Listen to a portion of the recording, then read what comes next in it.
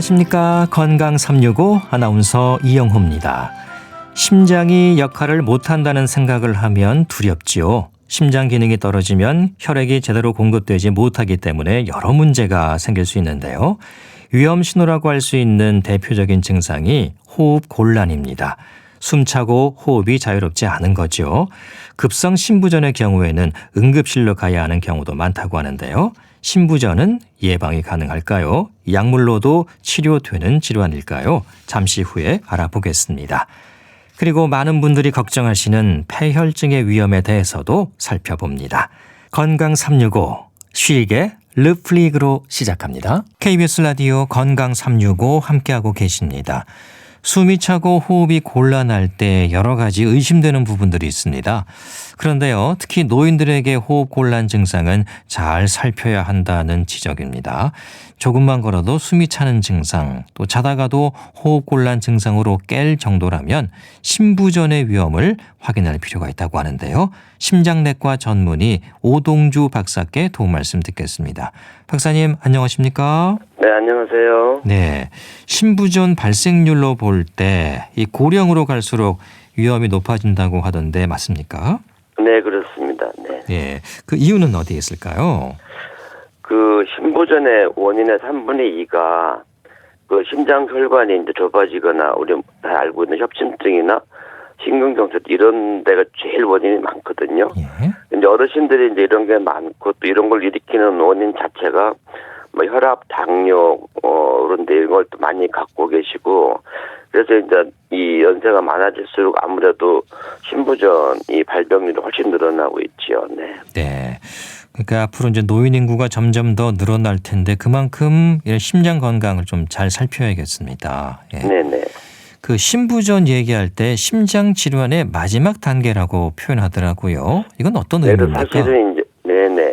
그 심부전 진단을 받으시면 대개 한 5년 정도 보시거든요. 앞으로 이제 그 사실 날이야 5년 정도밖에 안 남았다 그러는 게 굉장히 안 좋은 소식이죠. 그러니까 이거는 치료를 잘 하지 않은 전제로 말씀드리는 거기 때문에 또 여기를 이제 원인을 잘 치료하고 이 여러 투하이라든지 시술 같은 거 잘 받으시면은 더 이렇게 5년 이상 쭉 편안하게 사실 수도 있습니다. 네. 예. 그러니까 5년이라는 건 이제 극단적인 걸 얘기하는 그렇죠. 거죠. 치료를 이제 전혀 안 했을 때. 예. 네네네. 치료를 잘 받으시면 훨씬 더 늘어날 수 있다는 겁니다.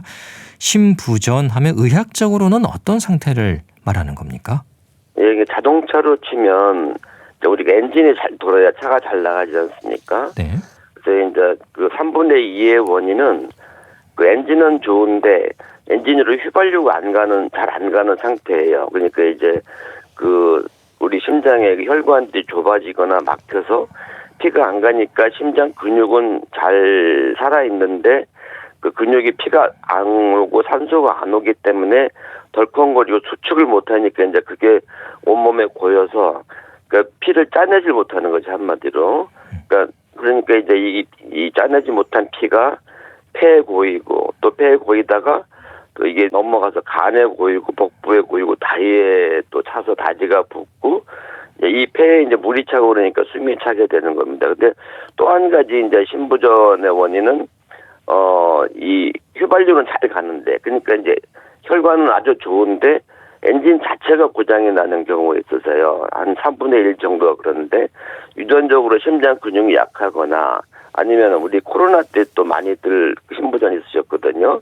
그러니까 심장 바이러스 같은 게 이제 글로 가서 심장 근육을 약하게 하는 경우도 있고 또 술을 많이 드셔도 심장 근육이 또 마비가 돼서 그런 경우도 있습니다. 드물게는 임신 중이나 극심한 스트레스 그리고 이제 판막증 고혈압이 오래돼도 심장벽이 약해지면서 굳어지면서 피를 잘 뿜어내지 못하게 되는 거죠. 네. 네. 뭐 엔진이 아무리 좋아도 뭐 연료 공급이 잘 안 되면 그렇죠. 당연히 안 되는 네네. 거고 또 연료가 네. 잘 들어가도 뭐 엔진이 문제가 생기면 당연히 자동차가 달릴 수 없겠죠. 예.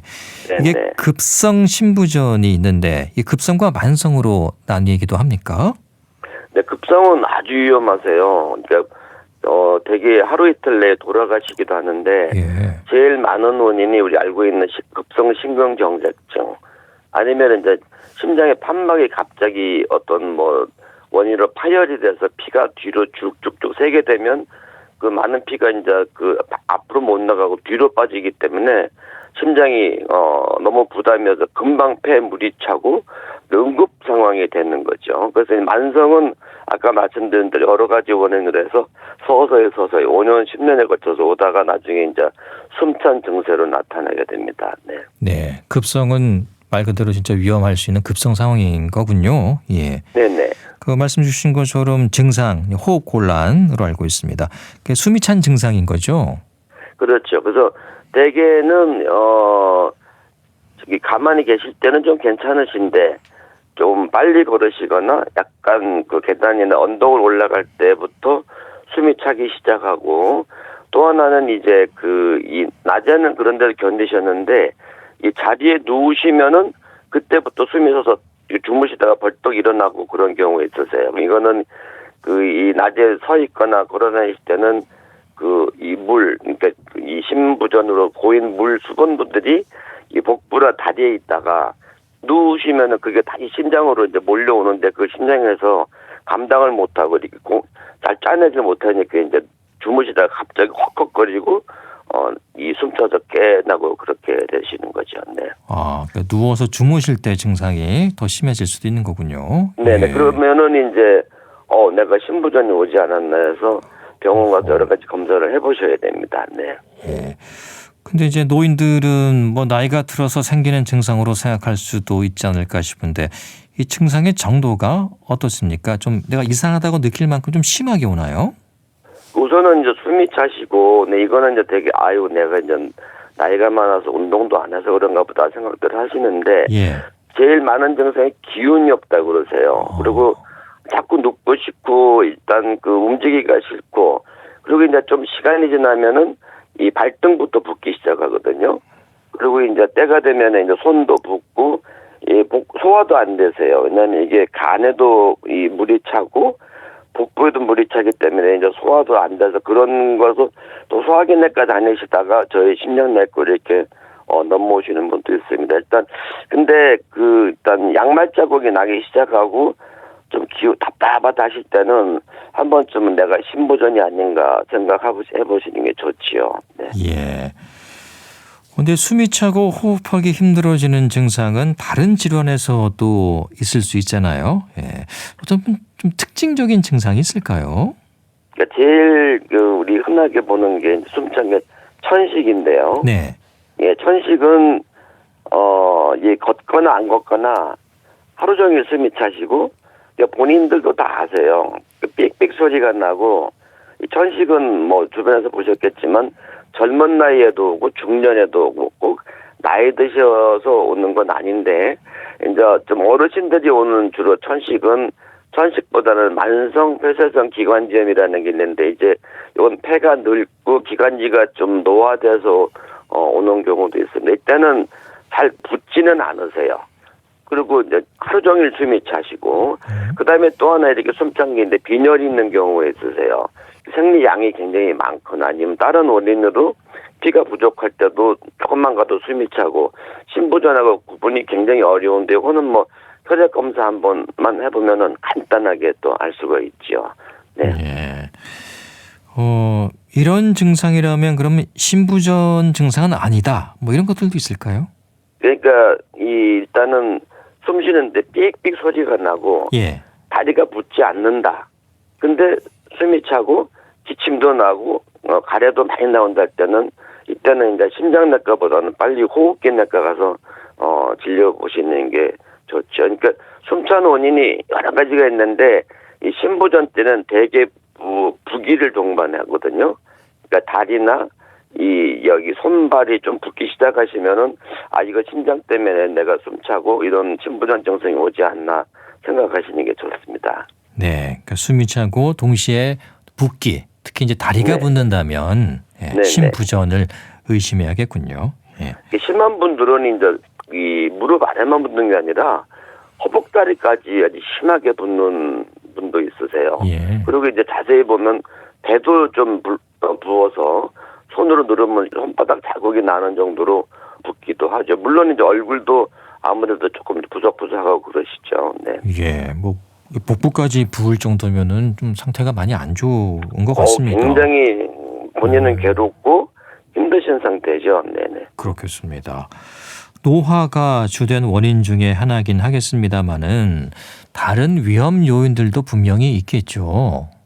근데 이제 그 요즘에 굉장히 많이 발견되고 또 이런 환자분들이 또 여성 환자분들이 많으신데 좀 비만하시거나 운동을 잘 안 하시고 여기다 혈압 같은 게 조금 있는 분들이 굉장히 숨이 차하세요. 헛걱거리시고 시장도 못 가겠다, 뭐 밖에 조금도 못 나가겠다 하시는데 이 심장 초음파를 보면 굉장히 쾅쾅쾅 잘 뛰고 있거든요.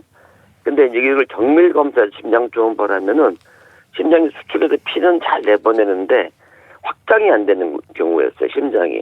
자, 확장은 뭐냐면은 심장이 이제 쭉 늘어나면서 폐에 있는 깨끗한 피를 빨아들여서 수축할 때 그 피를 이제 온몸에 팔다리 몸으로 다 보내야 되는데 이 확장하는 기능이 늦으니까 이 폐에 있는 깨끗한 피가 심장으로 들어오지 못하고 자꾸 폐에 고이게 되니까 숨이 차게 되죠. 그래서 잘 속습니다. 이런 경우는 초음파 가만히 보면 괜찮은데 왜 숨이 차시 뭐 정신과 가시는 분들이 그러는데 이걸 확장기 심부전이라 그래서 굉장히 많고 이런 경우는 약도 쓰시지만 체중을 잘 조절하시고 적당히 운동을 하시면은 나중에 약을 안 써도 숨찬 게 다 가라앉기도 합니다. 그래서 이 들으시는 이게 청취자분께서 나는 그 뭐 특별한 게 없는 것 같은데 이렇게 참 피곤하고 숨이 차다 할 때는 한 번쯤은 그 선생님한테 저는 이런 확장기 심부전은 없나요? 한번 여쭤보셔도 좋겠습니다. 네. 예, 그러니까 수축기, 확장기,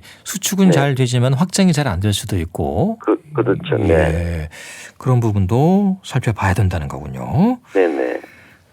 이제 검사를 통해서 빨리 이제 확인을 하면 좋을 텐데 그 앞서 이제 급성 심부전 이런 경우는 응급 상황이고 빨리 조치를 해야 된다는 거죠. 네, 그래서 이제 심근경색증으로 피가 안 가서 심장 근육이 움직이지 않아서 올 때 심부전 때는 이거는 뭐 한 몇 시간 내에 생사를 다투는 거기 때문에 빨리 원인 치료를 해줘야 되죠. 그리고 또 하나 이제 가끔 볼 수 있는 게 판막을 받치고 있는 그 힘줄 같은 게 있어요. 심장 안에. 이 판막이 열렸다 닫혔다 해야 되는데 그 판막이 어떤 원인으로 끊어지게 되면은 그 지탱을 못 하니까 이제 피가 다 뒤로 새면서 그게 폐에까지 하니까 갑자기 숨이 차지 그러지. 이런 때는 응급으로 그 신장 수술을 하기도 합니다. 하여튼 급성 심부전은 이 24시간 이내에 빨리 조치를 안 해주면은 많이들 돌아가세요. 근데 요즘에는 이제 이런 수술을 안 하더라도 우선 기계로 이렇게 심장을 대신 뛰게 하는 여러 가지 방법들이 있기 때문에 일단은 빨리 병원만 좀 종합병 내장으로 가시면은 많이 치료를 받으실 수 있으시죠. 네. 골든 타임이 한 24시간 정도로 보면 될까요? 24시간도 너무 길고요. 아, 그래요? 예, 어떤 분들은 뭐 2-3시간 안에 그냥 돌아가시는 분도 있으세요. 일단 병원에 오면 이런 때는 그 초음파나 엑스레이 안 찍고 청진기만 대봐도 금방 할 수 있거든요.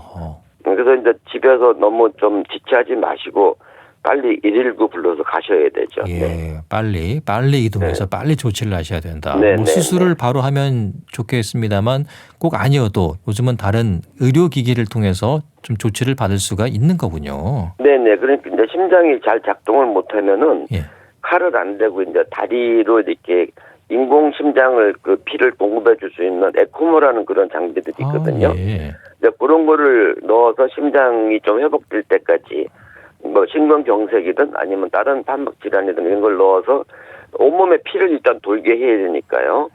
뇌에도 피가 가야 되고 간에도 피가 가야 되고 콩팥에도 피가 가야 되기 때문에 시간을 많이 벌 수가 있는 거죠. 그래서 우리가 코로나 때 급성 심근염, 코로나균이 심장 근육에 들어가서 심장 근육이 마비돼서 혈압이 떨어지고 이런 급성 심부전이 올 때는 이런 에코모란 기계를 한 4-5일 이내 일주일에서 완치되는 경우도 많이 경험을 했습니다. 그러니까 그리고 또 한 가지는 이제 이래저래 안 되면은 이제 이게 만성으로 가게 되면은 그 심장 보조 장치가 있어요. 심장 안에다가 아예 그 인공 그 펌프 같은 걸 넣어서 하는 심장 보조 장치를 쓰면서 심장 이식을 기다리게 되죠. 근데 이제 이때는 이제 만성으로 심장 근육이 도저히 기다려도 회복될 가능성이 없다 할 때는 심장 이식까지 고려를 할 수가 있습니다. 네. 예. 그럼 이 심부전이 의심될 때 어떤 검사를 합니까? 뭐 앞서 청진기만 대봐도 대부분 알 수 있는 경우도 있다고 하셨는데. 네네. 이제 기본적으로 이제 병원 가면 금방 하는 게 이제 심전도 엑스레이하고 혈액 검사도 하는데 혈액 검사도 중요한 게 이게 갑상선 호르몬이 많이 나와도 심부전이 오거든요. 예. 그리고 또 하나는 콩팥이 아주 나빠도 수분이 안 빠지기 때문에 심부전이 같이 올 수 있어요. 그래서 이 원인이 콩팥이냐 심장이냐 뭐 아니면 폐에 물이 어느 정도 찼느냐를 확인한 다음에 동시에 이제 심장 초음파를 하면 거의 확진이 됩니다. 그러니까 심장 수축이 얼마나 되는지 안 되는지 판막 이상이 없는지 그리고 또 심장을 싸고 있는 막에 물이 찼는지 그런 것도 다 알 수 있죠. 이거는 거의 응급실에 오셔도 2-3시간 안에 검사를 다 끝낼 수가 있으세요. 그래서 이제 빨리만 모시면은 어느 정도 치료가 가능하시죠. 예. 약물 치료는 어떻습니까? 요즘 좋은 약들이 많이 나왔다고 하던데. 굉장히 많이 생겼죠. 좋은 약들이. 우선은 이제 이뇨제 많이 부어 있기 때문에 그 붓기 빼는 약들을 주사로 주면은 뭐 한 15분, 20분 있다가 벌써 소변이 나오기 시작하면서 환자분들이 소변을 500cc만 봐도 살겠다 그러세요. 예. 막 너무 숨이 차서 눕지도 못하는 분들은 이제 눕게 되시고 해서 이런 좋은 약들도 있고 또 만성적으로 이런 만성 심부전을 치료하는 뭐 혈압약으로 쓰는 그런 여러 가지 약들이 혈압하고 관계없이도 심장 근육을 호전시켜서 심부전을 좋게 하기도 합니다. 네. 네. 그렇게 이제 약물로 잘 조절이 되면 일단 다행인 거죠. 예. 이럴 경우에는 관리만 잘하면 되는 건가요? 네, 그럼 이제 약물을 잘 드시면서 대개 이제 이런 심부전에 오는 분들이 좀 비만하시고 혈압이나 당뇨가 되게 있으세요.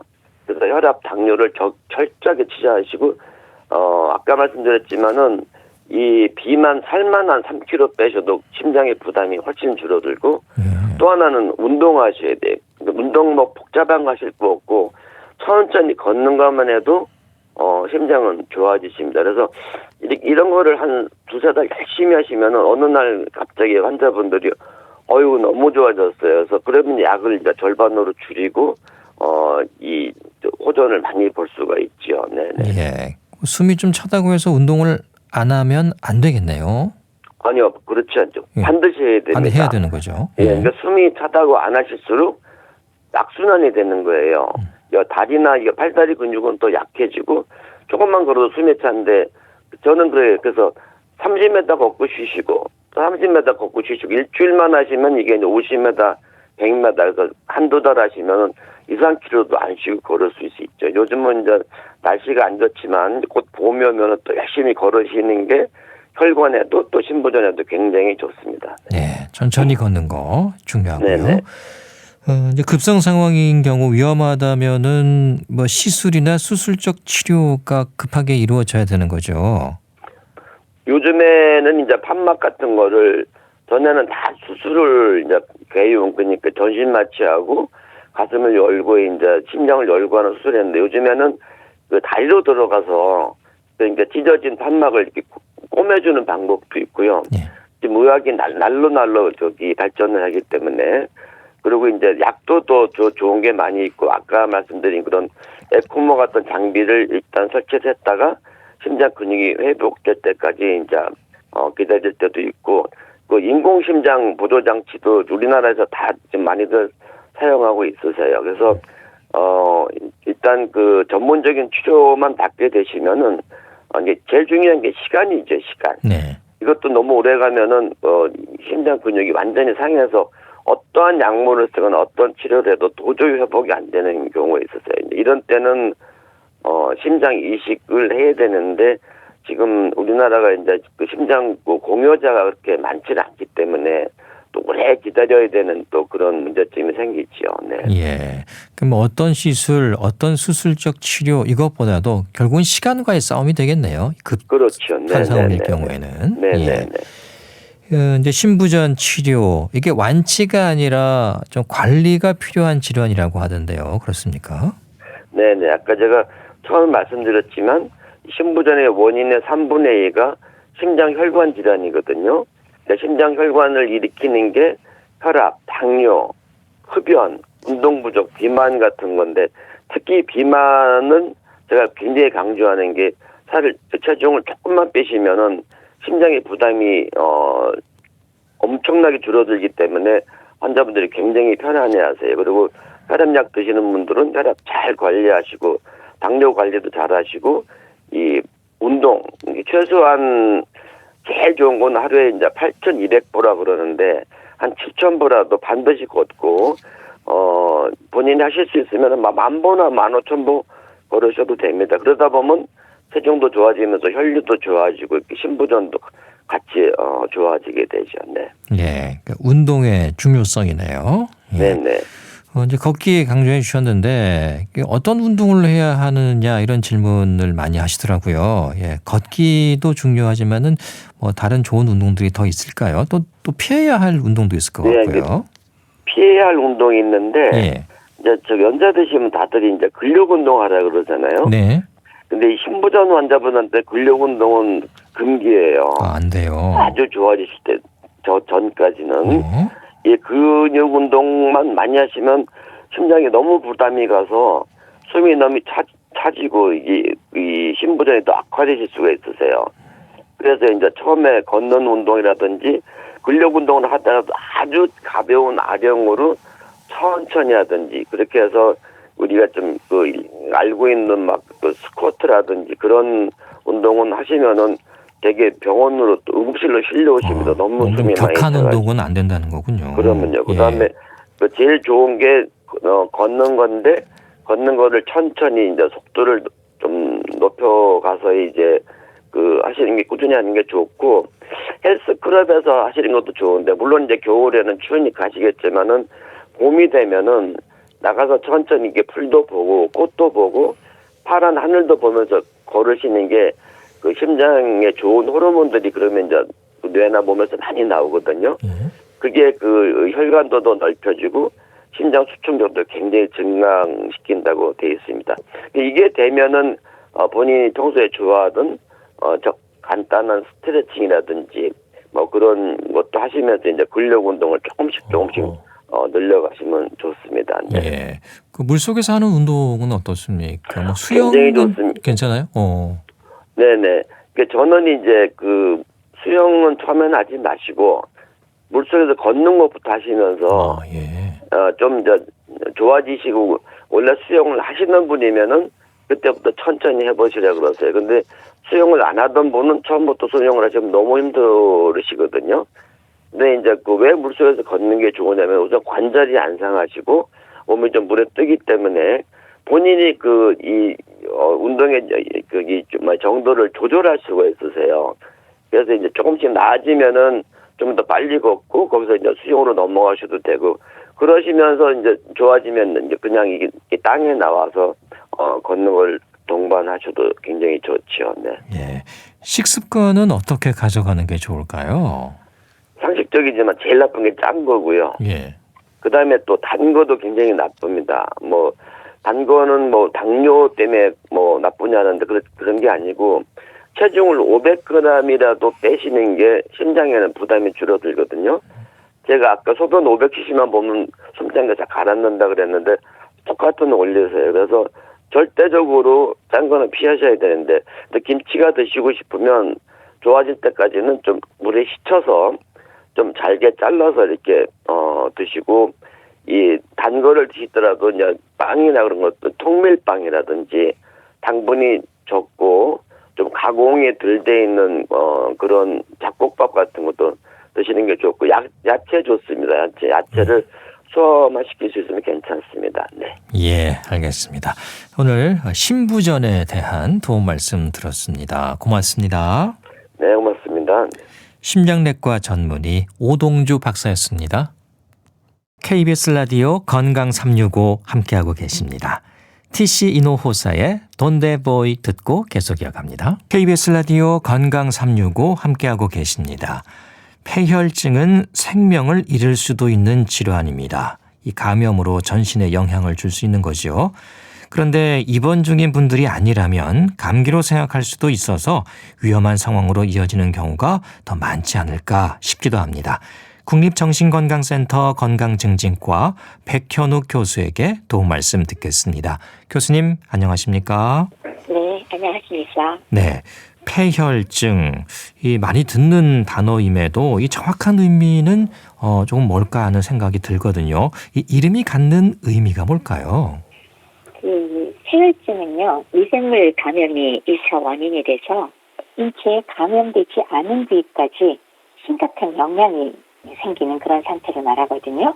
그리고 적절한 시기에 치료하지 않으면 빠르게 악화돼서 사망에 이를 수도 있는데, 유럽 중환자의학회랑 미국 중환자의학회가 합의한 이 폐혈증의 정의를 다시 한번 말씀드리면, 감염에 의한 인체에 조절되지 않은 면역 반응으로 인체 장기의 기능이 손상되고, 이 기능 손상으로 생명이 위험할 수 있는 상태. 너무 긴가요?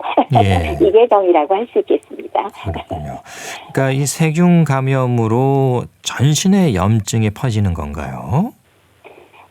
미생물에 의한 감염이 어딘가 신체에 생기고요. 예. 여기 국소에만 머물러 있지 않고 이 세균이 혈류를 따라서 돌아다니는 소위 균혈증이 생기면 이게 바로 폐혈증의 원인이 됩니다. 그래서 원인되는 감염 부위는 사실 신체 모든 장기가 가능한 거죠.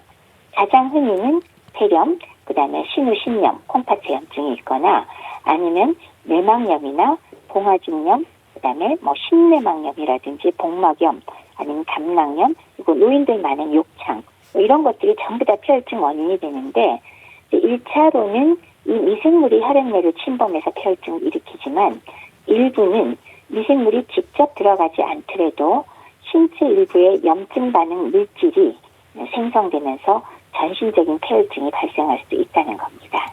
예. 그 말씀해 주신 것처럼 보통 이제 폐혈증 하면 폐렴에서 폐혈증으로 이어졌다, 이런 얘기를 많이 들었거든요. 예. 어떻게 이해하면 될까요?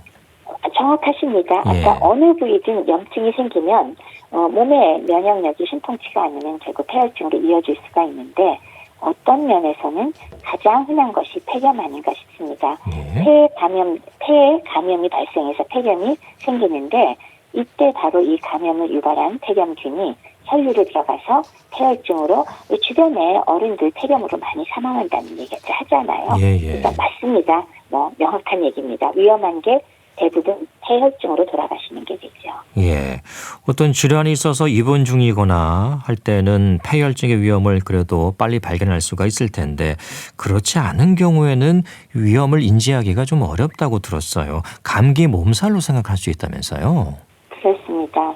폐혈증에 걸린다고 해도 그 나오는 증상들이 결국은 초창기에 열이 나고, 폐에 염증이 있으면 호흡 좀 가빠질 수 있고, 맥박이 빨리 뛸 수도 있고, 좀 피곤하다, 이 정도의 증상이 나올 수가 있고요. 사실 이 정도면 감기 독감이라고 생각할 수도 있잖아요. 그렇죠. 그래서 더더구나 왜 우리 노인이라든지 다른 면역력이 떨어져 있는 만성질환을 갖고 있는 분들이 감기나 독감 등을 앓은 다음에 지속적으로 열나고 숨가쁘고 축 처졌다, 그러면 폐혈증을 의심하고 빨리 병원을 찾아보라라고 이야기를 하곤 합니다. 네, 그 오한과 함께 열이 나기도 하고 또 머리도 아프고, 이런 증상들은 사실 다른 질환에서도 비교적 흔히 볼 수 있는 증상들이잖아요. 그럼요. 예. 폐혈증은 사실 쇼크까지 가는 게 위험한 병이기 때문에 우리가 초긴장을 하지만, 그냥 감기 걸려도 오한 나고 열날 수 있고요. 그다음에 장염이 생겨도 그럴 수 있고요. 여러 가지 상황에서 머리도 아플 수 있고, 체온이 높거나 낮거나 다 가능하니까 사실 구별하기가 쉽지는 않지만, 그래도 특히 면역력이 떨어져 있는 분들의 경우는 신경을 많이 쓰셔야겠습니다. 네, 그러다 보니까 이게 폐혈증인지 인지하기가 좀 쉽지 않다는 얘기고요. 그렇죠. 이 폐혈증은 단시간에 생명을 잃을 수 있는 위급한 상황이지 않습니까? 이게 왜 그런 건지도 설명해 주시면 좋겠어요. 폐혈증은 계속 말씀드리지만 1차적으로는 어딘가에 감염이 된, 예를 들면 어디 고름이 잡혔거나 그랬을 때 몸의 면역력이 떨어지면 거기 있는 세균이 거기에만 머물러 있지 않고 피 속으로 돌아다니면서 여기저기 장기에 세균을 옮겨줄 수 있다고 생각하시는 게 첫 번째고요. 두 번째는 미생물이 직접 들어가지 않더라도 워낙 격렬하게 면역 반응이 일어나면서 거기서 나온 반응 물질이 역시 온몸을 돌아다니면서 혈압을 떨어뜨리고 쇼크까지 오게 할 수 있는 그런 심한 염증 반응이 나타나는 상태를 말합니다.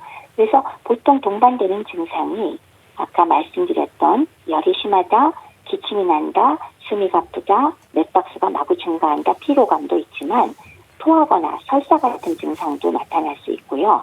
그러다가 간이건 뇌건 콩팥이건 전신 장기가 손상이 되면서 혈압이 뚝 떨어지면서 쇼크가 올 수 있기 때문에 상당히 위급한 상황이 될 수가 있고 생명에 지장을 주는 상황이 되고요.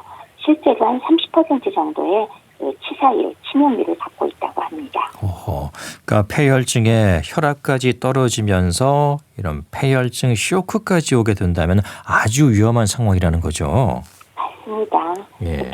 그렇기 때문에 이런 상황이 되기 전에 혹은 되자마자 증상이 나타나면 가급적 빠른 시간 내에 수액과 항생제 치료를 빨리 시작하면서 원인균을 찾는 검사 등등을 진행을 시켜서 가급적이면 6시간 이상 가지 않도록 좀 혈압이라든지 산소 포화도 같은 거 좀 돌려놔야 훨씬 더 사망률을 줄여서 30%, 50%까지 가는 걸 10% 정도로 낮출 수가 있다는 뜻입니다. 예, 빠른 진단이 중요할 텐데요. 이 바로 좀 확인할 수 있는 검사, 그런 수치 같은 게 있습니까? 폐혈증이라고 아주 특징적인 진단법을 말하기는 좀 어렵겠습니다. 예. 그것만의 특징적인 거는 나중에 배양을 해서 피 속에서 세균도 나오고 여러 가지 증상이 합해졌을 때 폐혈증이라고 진단을 하거든요. 그렇기 때문에 기본적으로 아까 계속 말씀드린 발열, 체온, 맥박수, 호흡수, 혈압 이런 것들을 1차로 측정한 이후에 검사 중에 폐혈증이라고 써있는 검사가 있으면 좋겠지만 예. 그런 거가 아주 좋은 건 없고요. 기본적으로 염증 지표를 보는 검사들, 백혈구 수라든지 혈소판수라든지 이런 것들을 측정을 하고 또 C 리액티브 프로테인, C 반응성 단백질이라고 염증 지표를 보는 것이 있고요. 또 프로칼시토닌이라는 지표가 있습니다. 그 정도의 염증성 물질이 증가했는 정도, 이 정도 외에는 아주 특징적인 것은 사실 말하기가 어렵습니다. 그리고 세균의 배양 검사는 적어도 3일은 지나야 균을 알 수 있기 때문에 물론 우리가 보자마자 바로 검사는 해놓습니다만 예. 즉각적으로 할 수 있는 검사는 방금 말씀드린 그 정도밖에 다른 것은 없습니다. 네. 그 이제 혈액 검사를 통해서 어떤 염증 수치를 확인할 수 있는 부분들을 살펴보면 일단은 알 수는 있는 건가요? 짐작은 하는 거죠. 다른 예. 증상과 합쳐서 백배구 숫자, C 반응성 단백 그리고 프로카시토닌 같은 것들을 같이 병합해서 보고 우리가 판단을 내리게 되겠습니다. 예.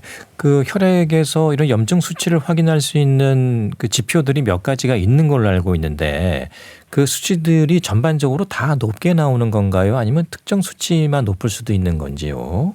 대체로 다 높게 나오지만은 예. 역으로 면역력이 너무 떨어졌을 때는 일반적으로 올라가는 백혈구 수치가 거꾸로 너무 떨어지는 경우도 사실 생겨나는 됩니다. 그러나 C 반응성 단백이나 프로카시토닌 같은 경우는 상당히 상승되는 걸 볼 수가 있죠. 그렇군요. 치료는 어떻습니까? 이 항생제를 투여하게 되는 건가요? 네. 대개는 세균이 원인이 될 때가 많기 때문에 경험적으로 이럴 때는 이런 걸 써야지 하는 경험적 항생제를 바로 투여하면서 또 혈압을 유지하고 혈액 순환을 유지하기 때문에 수액을 같이 바로 줘야 되는데 가급적 조속히 보통 증상이 나오면 1시간 내지 3시간 이내에 주는 게 좋고요. 예. 적어도 6시간 이내에 항생제와 수액을 같이 투여하면서 동시에 원인 미생물 확인을 위한 배양 검사를 해두었다가 차후 배양 검사 결과가 나오면 거기에 맞춰서 항생제를 변경할 수는 있겠습니다. 예. 그 항생제 종류 가운데서 이게 폐혈증에 좀 특화해서 쓰이는 항생제도 따로 있습니까? 어떤가요? 그거는 예. 어디에 감염이 됐느냐에 따라서 종류가 다르니까요. 예. 그건 의료진이 판단을 해. 그렇군요. 그건 이제 폐혈증 아까 말씀해 주신 그런 검사를 통해서 살펴본 후에 결정하게 되는 거군요. 예. 그러니까 왔을 때 환자의 상태와 네. 어디에 감염이 있는가를 보고 그리고 폐혈증이 의심된다 그러면 그 감염 부위에 따라서 항생제는 선택을 하게 되고요. 그렇군요. 예. 그러면서 이제 또 나중에 배양 검사가 3일 내지 5일 후에 나오면 거기에 맞춰서 또 변경을 할 수 있습니다. 바꿀 수도 있고, 예, 네네. 또 시간이 좀 걸릴 수 있으니까요. 그렇죠? 네네. 알겠습니다.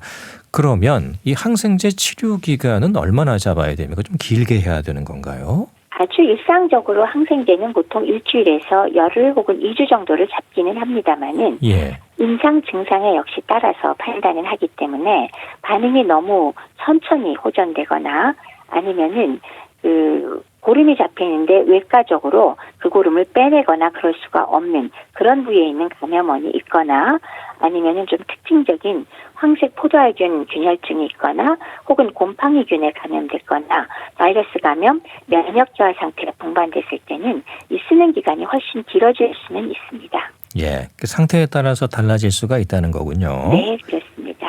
예. 그 항생제는 아까 이제 수액과 같이 한다고 하셨잖아요. 네. 예. 그럼 수액 투여할 때 같이 들어가는 항생제를 쓰게 되는 건가요? 대체로 정맥 주사를 통해서 항생제를 주사를 통해. 투여하죠. 네, 네. 그렇군요. 대부분의 경우 그렇습니다. 알겠습니다. 이 중환자실에 입원하는 경우도 많다고 들었습니다. 어떻습니까? 뭐 혈압이나 호흡이 불안할 때 중환자실로 옮겨가게 되는 건가요?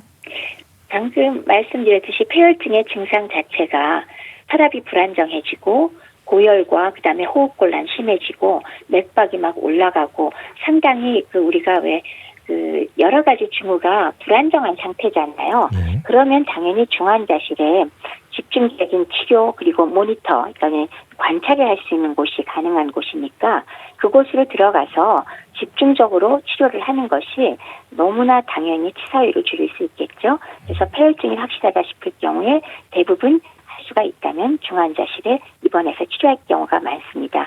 물론 증상이 심하지 않을 땐 그럴 필요가 없겠지만 예. 쇼크 이전에 이를 정도까지 심한 환자들은 당연히 중환자실에서 치료하는 것이 훨씬 치사율을 줄일 수가 있겠죠. 그렇군요. 그 상태에 따라서는 투석도 하고 또 이 폐 기능에 따라서는 인공호흡기가 필요하겠습니다. 그럼요. 이 폐혈증의 이 사망으로 이르기 바로 전 단계가 다장기 부전, 그러니까 많은 장기가 작동을 못하게 된다는 거거든요. 그래서 폐가 기능이 안 좋을 때 인공호흡기는 제일 먼저 기본적으로 달리는 게 되겠고요. 그다음에 콩팥이 확 일을 못하게 됐다. 그랬을 때는 혈액 투석도 가능하겠고요. 그리고 또 완전히 산소 같은 거를 잘 교체를 못할 정도로 폐가 기능이 떨어지면 요새 소위 말하는 에코모라는 그런 혈액을 다 빼서 산소를 투입하는 그런 것조차도 할 수는 있게 되겠죠. 네. 이제 장기간 손상된 부분에 따라서 또 치료가 달라질 수도 있을 것 같은데 초기에 잘 치료하면 완치라는 표현을 쓸 수 있을까요? 폐혈증에서 완전히 회복되면은 완치라는 표현을 쓸 수가 있겠죠. 후유증 없이 낫기만 한다면 사실 완치가 되는 거죠. 그리고 이거는 어차피 많은 경우에 미생물의 감염에 의한 것이기 때문에 세균에 의해 감염된 것을 완전히 몸에서 세균을 제거하면서 장기의 기능을 돌려줄 수 있다면 사실 그런 면에서는 폐혈증의 경우는 완치라는 표현을 쓸 수가 있습니다. 네. 그럼 치료받고 나서 어느 정도 지나면 증상이 없으면 이 완치라는 표현을 쓸 수 있을까요? 항생제를 일반적으로 우리가 1주 내지 2주 사용한다고 말씀드렸지 않습니까? 그 시점에 모든 증상이 좋아지고 장기가 말짱하다면 사실 그 시점에 이미 완치됐습니다 할 수가 있겠죠. 그런데 면역력이 매우 떨어져 있다거나 아니면은 심장 내막염 같은 경우는 항생제 쓰는 기간이 한 달 넘겨서 2달도 쓰고 6주도 쓰고 그렇게 하니까 그렇게 오래 걸릴 수도 있지만은 후유증 없이 제대로만 치료가 됐을 경우에는 어느 경우건 완치라는 표현을 쓸 수는 있습니다. 예. 폐혈증을 잘 치료하고 어느 정도 회복이 잘 됐는데 다시 또 폐혈증이 온다거나 또 그럴 가능성이 높다거나 그렇습니까? 폐혈증이라는 것의 원인 자체가 다양하지 않습니까? 예. 그래서 한 번은 폐렴에 의해서 폐혈증이 올 수 있지만 그 다음은 욕창에 걸려있는 세균에 의해서 폐혈증이 빠질 수도 있는 거고요. 거기서 또 완전히 좋아졌는데 그 다음번에는 운이 나빠서 신우신염, 콩팥에 염증이 생겨서 올 수도 있다. 그거는 사실 가능하기는 하죠. 그래서 근데 그 정도로 이장기 저장기 끊임없이 폐혈증이 생긴다면 그분의 경우는 면역력이 상당히 떨어져 있는 아하. 상태가 되지 않겠습니까? 예. 그러니까 만성질환, 당뇨, 고혈압, 고지혈증의 비만이라든지 그런 증상들을 이미 만성적으로 갖고 있다거나 아니면 다른 면역 저하 질환이 있다거나 나이가 매우 많다거나 이런 분들의 경우는 폐혈증 얼마든지 또 걸릴 수 있겠죠. 예, 그러나 예. 일반적인 의미의 재발이라는 표현하고는 조금 저는 다를 것 같습니다. 아, 재발이라는 건 뭐라 그럴까, 그 부위가 완전치가 않아서 자꾸자꾸 걸리는 걸 우리가 재발이라는 표현을 한다면, 지금 말씀드린 의미에서는 어느 부위건 감염이 생긴다면 하나하나가 다 누구든지 폐혈증은 생길 수 있다.